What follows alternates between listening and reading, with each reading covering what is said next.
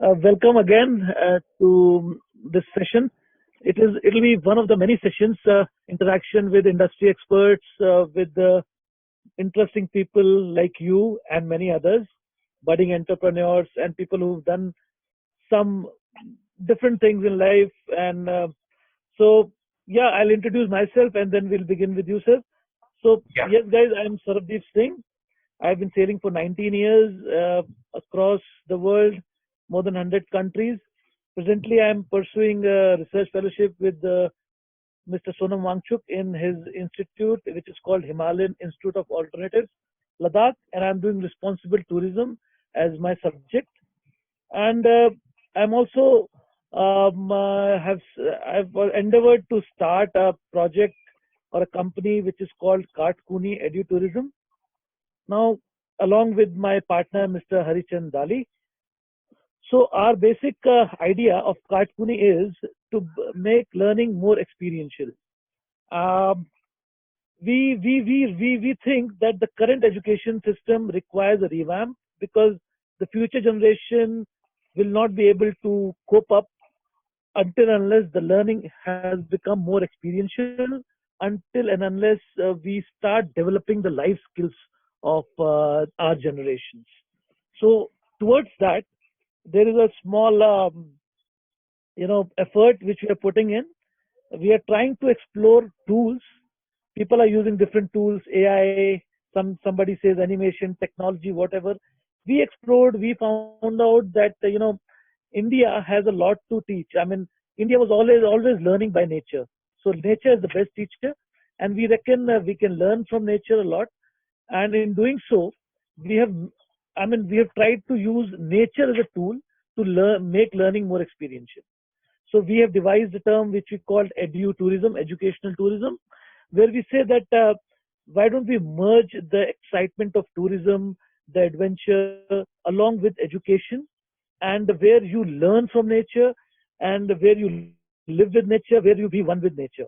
In doing so, we reckon that life skills of people will develop. They will start appreciating nature, and they will start developing the real values which the future requires. A lot about Kautkuni. Now coming to our guest, Mr. Manish Adlakha, somebody not who doesn't require introduction. He's been working in senior positions in one of India's biggest OTAs, which is Make My Trip Go Ibibo. He's been handling operations in Himalayan Institute of Alternatives, Ladakh, and he has been our faculty member also in that regard. So, Manish, over to you. We also Hi, know that Sarab. now you've left the job and now you want to explore. You want to explore, the entrepreneur side of you, and you started this company called Wonder Station Hostels. So Yeah. great to know that, sir, and thank you so much for giving us your valuable time. Now I'll simply start with the first question. Sarab. I can see you, sir. So thank you so much for sparing the time. So I'll start with a simple question, sir. What now? What does Yeah. happen now with the tourism, with education sector? What now? Over to you, Manish. So, Sarab, what we are seeing right now, the times that we are in, it is, I think, extremely difficult for anyone to make a judgment, to give out a chart or a path basically of these are the things which are going to happen because none of us know what is going to happen. So it will be foolish to do that. I think what we can do is look inwards, look at our own businesses, see what are ways to make our businesses more efficient, try to create more ways of reaching to our audience, ways of reaching our customers, read customer behavior, read what the customers require, and try to deliver it to them as and when the markets open up. Uh, Situation is not very great, but people who can actually put their heads down and do the hard work right now are the ones who are going to survive this onslaught of the virus. Right, right, right. Right. I think you rightly said that it's very difficult to judge now, and it will be foolish. Yes, very nicely said. But coming to sir next, I mean, we have everybody in this sector is basically a bit scared, I would say, and they really don't know what the future holds. So we would like to ask you, how is India poised now as a tourism destination? Like, how will India be expected to do after the lockdown? What do you think? Your take on Um, this? yeah. So in terms of India as a destination, especially when we talk about inbound tourism, I Yeah. think we are poised brilliantly. I think we are poised better than a lot of other countries. For the simple reason, India offers a myriad of experiences, and the price points at which those experiences are offered are lower. See, the thing is that across the world, uh, the additional income, the additional money that people hold in their hands is going to become even more important because people realize that such an event can come in their lifetimes, and for that, they need to have a lot of savings. So, whatever money is being spent on different activities, even on their essential, non essential products, the spendings will go down. Now it is at this time of the destination of a lot of countries. We have deserts, we have glaciers, we have a great seashore, we have jungles, safaris, all kind of experiences, and those experiences are at a much lower price point compared to a lot of other countries. So in that regard, India is poised very well. But yes, the sector needs to be cognizant of the fact that domestic tourism is down for the next 6 months. Uh, Mhm. Inbound tourism, international tourism will take at least 4 to 6 quarters to bounce back. So we are looking at a 1 year difficult journey after which we can see some results and some good news for the sector. Okay. Like you said, non-essential expenditure will probably go down at least for the coming 6 months because Yeah. people will be handling their basic necessities first. So Yes. then, when we talk about tourism, does it come into the non-essential sector? I mean, how do people see that in their budget? So whether we like it or not, leisure tourism comes in the non-essential sector. It Right. is something which you can put on hold. You can do it tomorrow. You don't need to do it today. So, Right. in that regard, yes, it is difficult for the sector. Um, but at the same time, business travel will bounce back quickly as per the needs of the business because uh, businesses are required and the government will make sure come back as quickly as possible because a lot of jobs are at stake right now. People are losing their jobs, and a lot more number of jobs will come on stake as this gets extended. So that travel is Right. supposed to come back. Along with that, education travel is something which is supposed to come back. But we also need to understand the fact that in the post-COVID world, the way people travel will change drastically. The Right. key Right. factors which define how you travel will change drastically. So it Right. will not be about price points now. It will be about hygiene. It will be about how safe that destination is. Are you going into too Mhm. many crowded places? Crowded places Mhm. for sure will be avoided in the near Yes. future. Yes. Yes. People will That. want to go to offbeat destinations, places where there are not a lot of people, because that somehow will feel safer away from the crowds. Right. So you touched a lot of the upcoming questions already. So I'll come directly to two points which you said. You talked about educational tourism, and you talked about Yeah, the way travel will happen will change.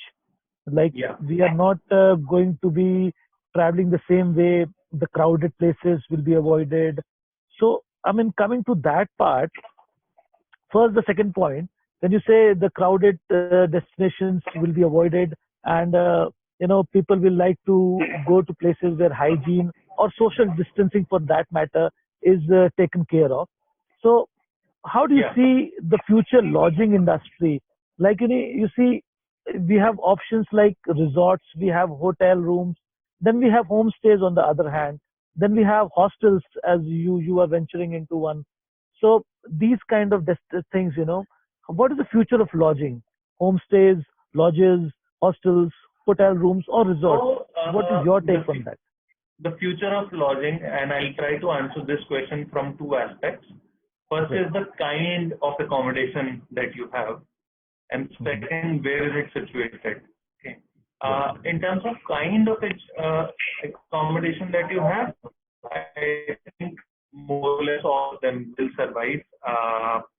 Of course, resorts or resorts which have more distancing possible, or homestays which are more intimate settings wherein lesser number of people are there, are something which will be in favor in some. Uh, but doesn't mean that the other accommodation units will not survive. They will survive. Right. In the place they are at, yes, places which are filled with people are something which will see a lower number of people coming to them for the time being. And I'll take example of where our hostels are situated. Rishikesh and Banaras are both places where you see a lot of footfall. That footfall might see, and as we are saying, these are all conjectures, we don't know about it, might see some downturn, but places which are slightly a bit like villages which are close to Rishikesh, but can offer the same experience of the mountains or being in the forest, they will do well. Right. The accommodation industry, as I'm sure for every other vertical within tourism, we need to keep very close eye on our expenses. Right. It is given now that all the different we will need to be more at your staffing. In the optimal number of staff, can you reduce somewhere? You'll need to look at your fixed cost, your rental costs, your operating costs. Are all of them efficient? Is there a place where you can reduce the cost? You'll need to look at your spends in terms of a lot of time people do okay, let us introduce this feature also in our hotel. This will look nice. Right. But it will look nice, but there's a cost involved. Cost and involved. Actually required. You So there needs to be a cost-benefit analysis of everything that you're doing to make sure that the costs are very, very lean. And this is how the companies will survive. Right. You cannot splurge money around now. We have lost that Edge. opportunity to splurge now. Correct. So the budget will be trimmed both ways. I mean, the client as well the service provider, they'll have to trim their budget. But then again, a question crops up here that being a responsible tourism companies that we are trying to focus on. I mean, what we learned in Hayal and what you are doing in your hostel business. I mean, you are also trying to create employment. You're also trying to generate income for the people. And on the other hand, we're also talking about cost cutting, and we're talking about multitasking per se. With the kind of employees we have, so it works both ways. I mean, it's probably a two-edged sword because see, we have to look at the expenses, yes, to survive. At the same time, we'll also have to look at the impact part. And I mean, you taught us that business model should also have an impact criterion. So how do we balance that? Your take on this? How do we balance that? There is no easy answer to this question. So yes, you are right that we have a responsibility towards the communities that we work with. We have a very, very clear responsibility in terms of where we are present. How are we benefiting the economy of that place? How are we contributing to the economy of that place? Yeah, that's but the thing is that right now, a business can contribute to the economy when it survives. Right now is the time to survive. Okay.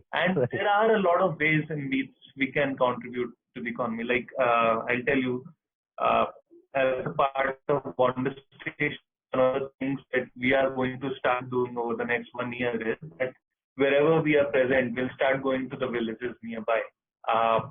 Not only to visit, but actually stay with them. We will try to understand the problems that are there, and then we are also revisiting our roots. We are revisiting the old village systems, trying to study them, what used to work in those, what was not working there, and to create a hybrid of taking the best from the ancient systems and pulling it together with the best that modern society offers, so that we can create business models for people to stay in the villages and earn there. And these business models need not be in hospitality. They can be in art, they can be in handicrafts, they can be in agriculture, they can be in tourism if required. The idea is that you need to create a model now wherein employment is generated in the villages. A lot of what has been happening over the last few years is that you train people who are in villages and then they come to the cities looking for a job. And the cities are overburdened and the villages are left alone. And there is no one in the village. We need to very critically look at the model which is working right now and see whether we can change it. And that is an idea that we want to work on, that we are very, very keen to work on, to change that model, to see if we can create employment within villages. Right. Very rightly said. So probably not help by taking them, giving them direct employment, but you can help them in a different way. Correct. You can create systems within the system. So, it works on automation, basically sustainable.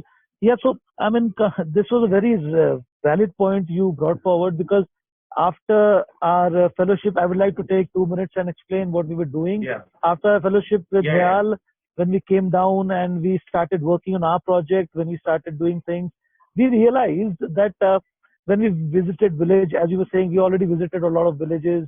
We already employ people from the village around, so we are also contributing to the economy of the village. We have a homestay running here, and probably I am right now at that homestay. So we employ people from the local village. So we are probably, trying to, whatever ways we can right now, boost the economy.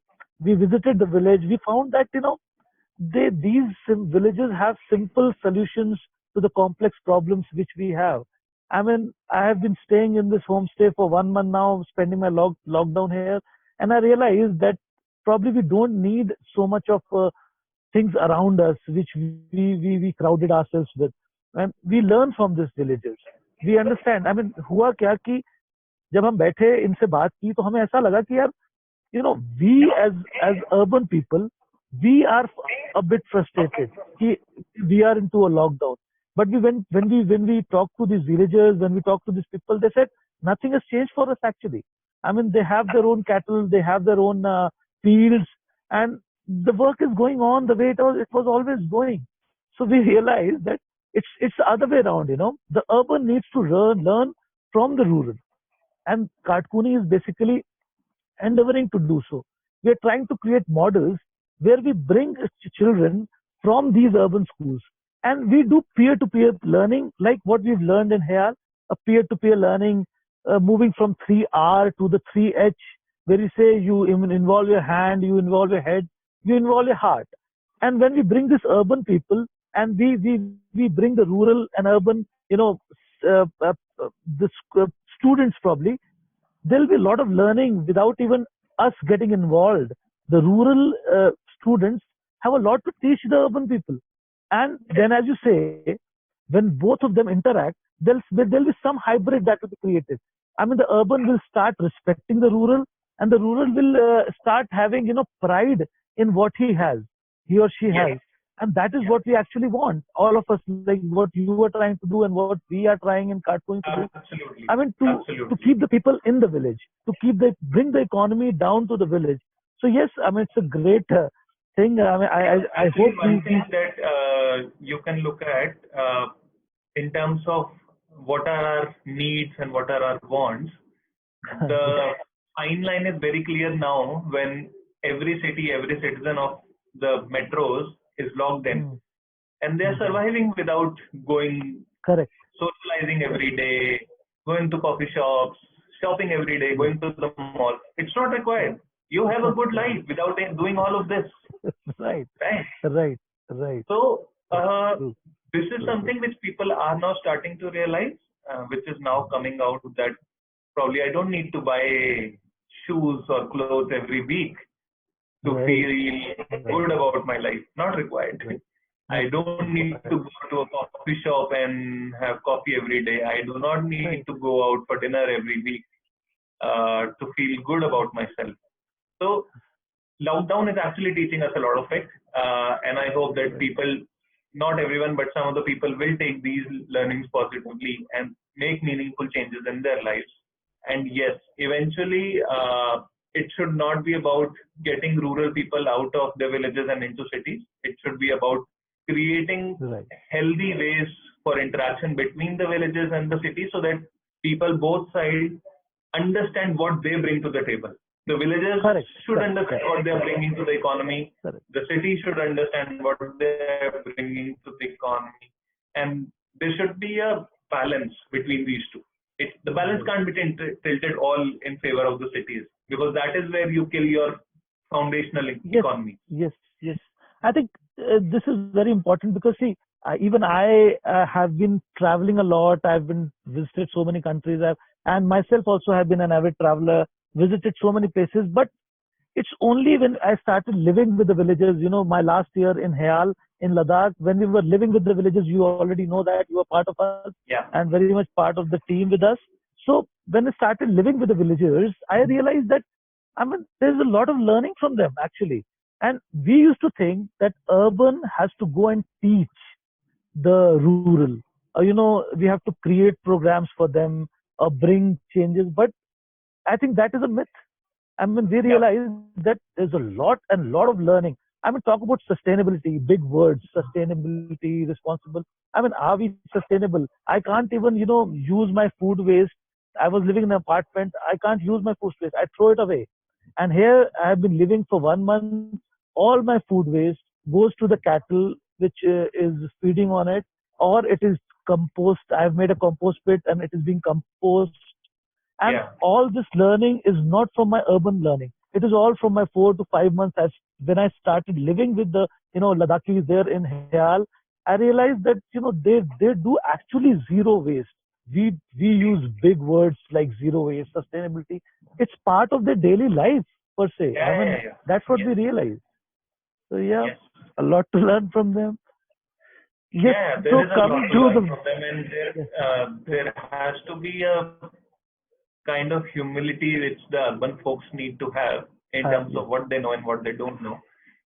It is great to have knowledge about the world, about the latest sciences, about the correct, technologies, but it is eventually small things which matter, and those small small things things. are practiced day in day out in villages. Correct. True. Very true. Now, coming to the next, very important aspect which you brought forward, and it's very close to Katpuni also. You talked about educational tourism. You said that Yeah. this is one sector which will be booming or will be the next, you know, good thing, a big thing, education tourism. So, not going too much in, I won't say much on this, and I would take your point. Education tourism, the present situation and what the future holds and why is it needed, why is education tourism needed, and what actually is education tourism. So, first of all, education tourism, the word might be misleading to some people because what happens is like even when we were in our schools, we used to be taken to certain places to see something for a day. Uh, that was basically like education tourism. Okay, you are Mhm. being taken for field studies or something like that. Uh, doesn't actually add a lot of value because you see it from a distance. Uh, education tourism, the way you are trying to do, and because I work closely with you guys, I know that you're trying to do. I think it is more about education. Mhm. It is more about education. The term tourism might dumb down the value of what you're trying to do. Okay, Mhm. because eventually what it is about is it is that you take what we have been talking about for the last 5 minutes. You take students and expose them to a way of life which is much more sustainable, uh, which has a lot of practical values also, which if they integrate into their lives will become more meaningful. And then there's so much to learn in terms of culture, in terms of science also, in terms of architecture for people. So in that way, it's education. Even if you don't use the word tourism, it is still okay. You are actually something in education. Now in terms of where it will go, it will be tough. Let's not mince words. It will be tough. First, in terms of that, parents are always very wary of where the kids are going, who are they interacting with, what they're going to do. And especially in post-COVID era, where hygiene will be of the utmost importance, it becomes so much more difficult for a parent to send a kid somewhere. Therefore, one of the key things that I would suggest that you guys focus on is the safety aspect, and the safety aspect not in terms of just the direct safety, the way we look at it, but also hygiene, health safety. Because that will be a very, very big factor in how students will travel now to learn about the world.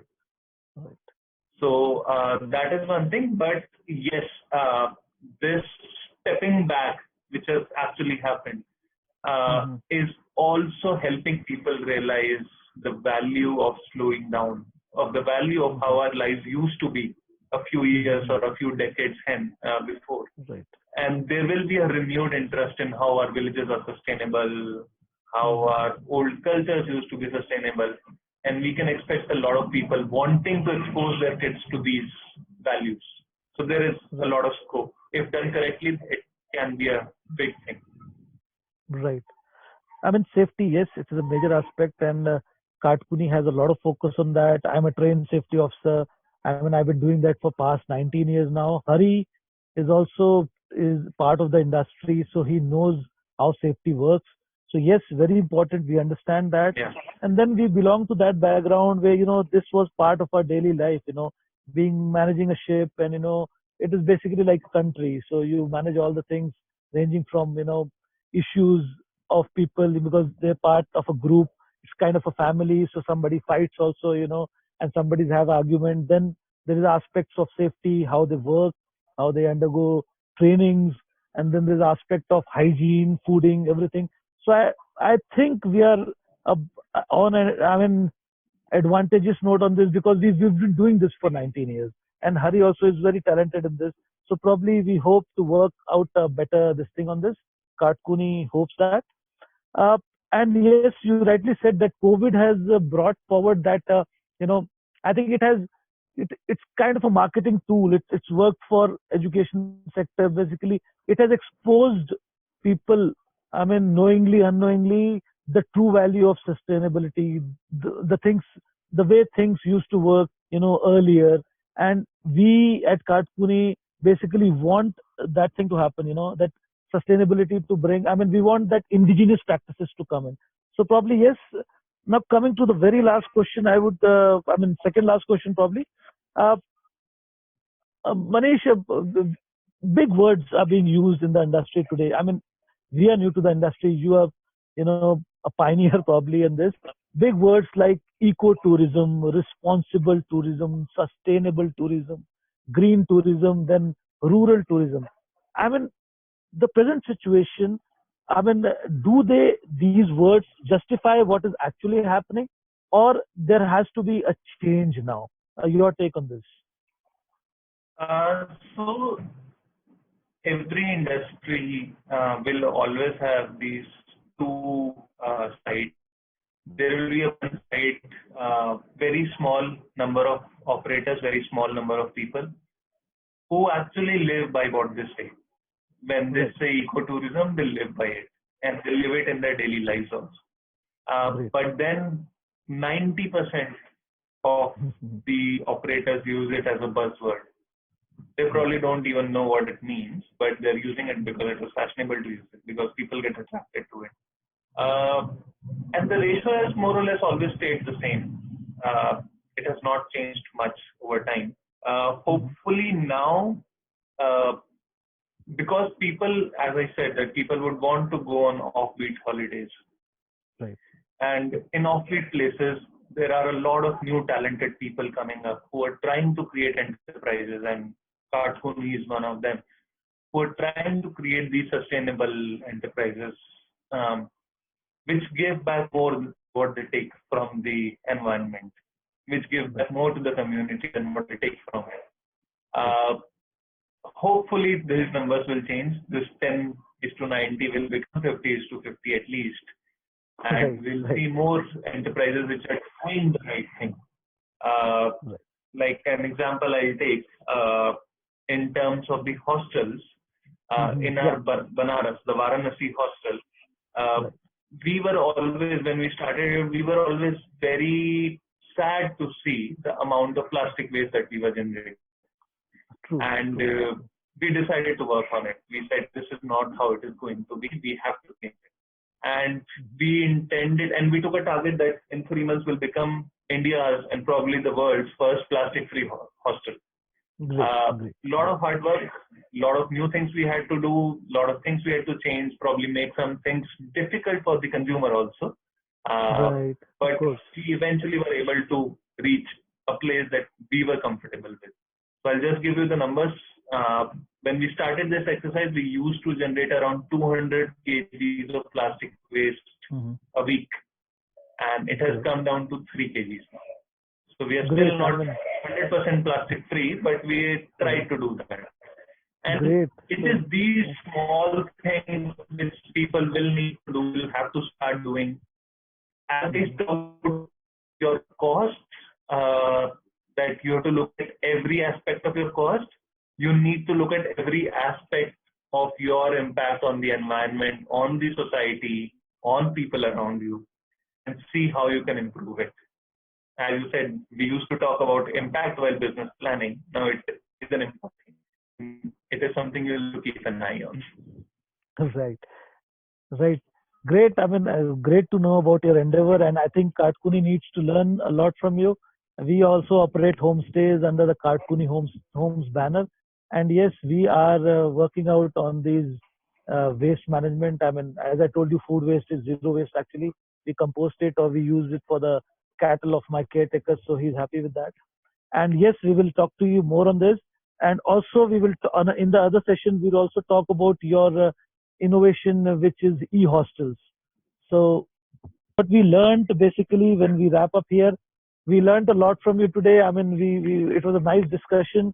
We understood that we have to create a balance between, I mean, we have to cost management as well as we have to balance the impact part of what, I mean, organizations like us are working upon. It's a tough task, but yes, when the things get tough, it's the tough that gets going. So we'll see how it goes. It's a wonderful opportunity for every business to look inwards and see what different they can do, what new they can do, and what new they can offer, because it will be a struggle and it will be a race to the finish now for everyone.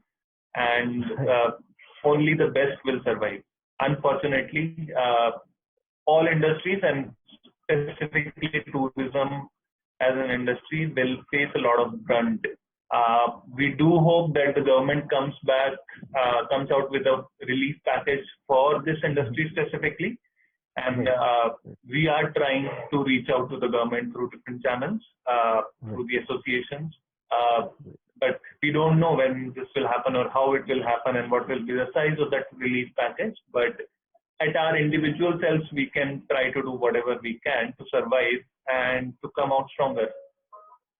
Well, thank you so much. With these fine words, we end the session for today. And I think it has been a very great session for everybody, whoever is watching, and for us at Kartpuni.